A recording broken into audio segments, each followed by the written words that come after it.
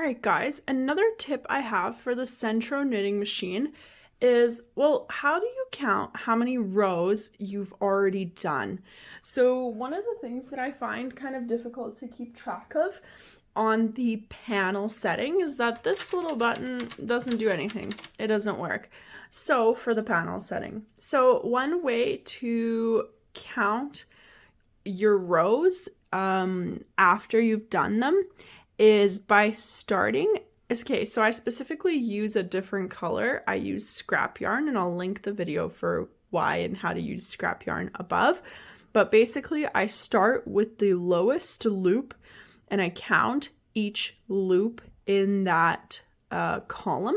And then I actually will put a stitch marker there about every 10 to 20 rows so that I can kind of keep track of how many I've done. Okay, so I put a stitch marker at about every 20 rows usually.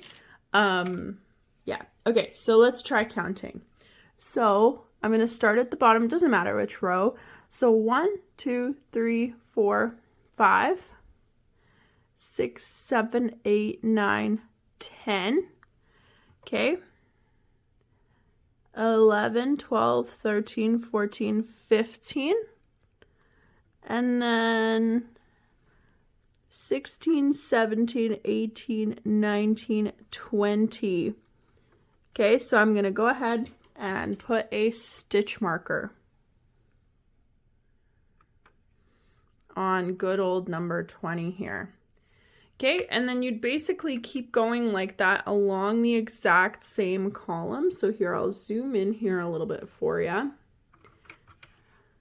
And I'm going to count how many rows I've done on this total.